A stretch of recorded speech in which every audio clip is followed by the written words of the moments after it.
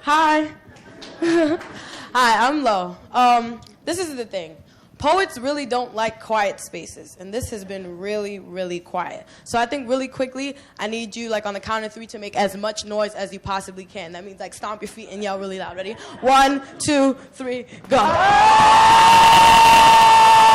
Ooh, I like that. That's much better.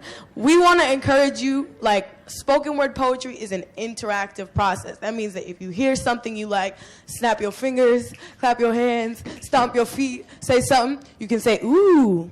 Ooh. Ah. Nice. I? You know, it varies, okay? So, I'll start off with this little thing that I did because I participated last year in something called a Voter Slam. And I think that one of the videos mentioned talking about young people voting. So this slam was dedicated to voter awareness and encouraging young spoken word poets like me to speak out against it. So this is what I had to say about it. Mr. Tell me to speak proper for these kind of endeavors. Speak proper for these kind of endeavors. 'Cause I know better. Know not to flap the diaspora dancing on my tongue just for you. Mr. tells me that he's waiting on these youth to keep speaking when spoken to. But the silent are heavy laden with the guilt that you've laced. This is my cage. Organize your stares on the glory of my actions. This is how I civically engage. He tells me I won't be much more than beautiful. Face, hips, and breast. But upwards more past my chest. To his surprise, there is a mind that can very much distinguish the kind of pole he'd like me to be dancing on and the ones that come on election day. All right, peace. All right. Woo-hoo. We're going to do some interaction stuff. Ready? When I say urban, y'all say word, urban. Word. Urban. Word. When I say to be, y'all say heard, to be. Heard. To be. Heard. All right, this is Urban Word. I'll just take some time to explain what we do. We're just a grassroots organization that gives out free poetry workshops to teens, to people of all ages, really. We have sites in Manhattan and the Bronx, and basically through this organization, I've gotten the platform to talk about things that I think are important. We've heard about a lot of incredible things. Round of applause for everybody who has touched this stage, first of all, seriously. We're really, really honored to be here. So before I get into this first piece, I wanted to touch on my experience as an artist. I always felt like my story was not important enough because I didn't deal with some of the things that we spoke about. Nobody touched me, nobody hurt me, I'm not poor, so what do I have to say to anyone? You know what? You don't have to be a bystander, like what a lot of people in the class were saying today. So I think that in writing, in being a spoken word poet, you take and you're an observer, and then you use these observations to say something. So does anybody know who Oscar Grant is? Put your hand in the air if you do. That's exactly what I thought. Unfortunately, not a lot of people do. Oscar Grant is a young African-American man who unfortunately last year was murdered by the police on resisting arrest, and instead of just pursuing the arrest the way they should have, they shot him. So this piece is for him. Yesterday, I was sad. So I pressed my jaw into the chill of my bedroom floor, fetal positioned and sobbing. No one was there to tell me I was allowed to pick myself back up. Forgot about my hands. Let my ribs press against the floor and this stretch of skin, much more protection than my fragile heart knows. I've got some selfish knees. I ask God for things like, please, fold me back into the fool you could have possibly split me from. I find my hands around my throat and remove them to carve this poem into the floor with my tears. Here. Depression is kind of like being arrested. Granted, the scars are suggested. Granted, my God is clearly absent, so I cross him off my checklist. Granted, for the youth, the police have often played God. Granted, thank God I'm not black, as I could be asking for a death wish, but prayers are not wishes.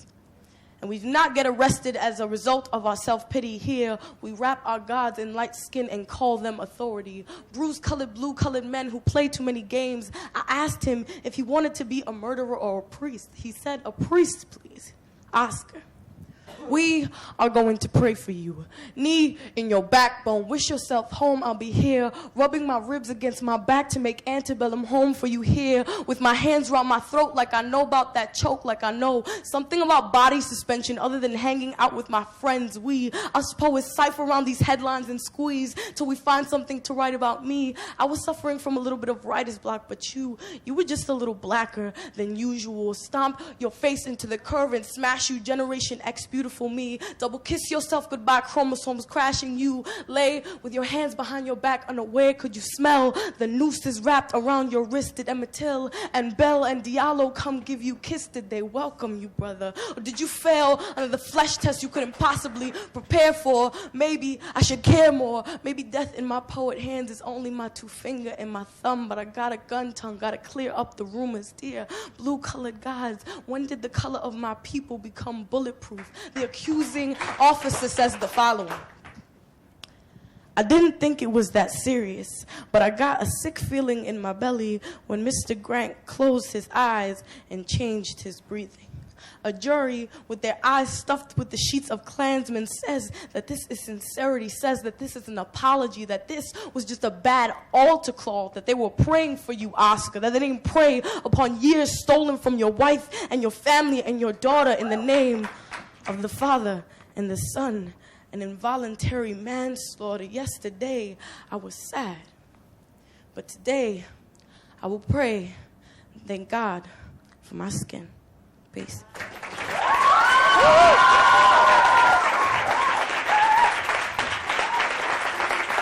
So now you know about Mr. Oscar Grant, who is one of many, many, many people whose stories go untold.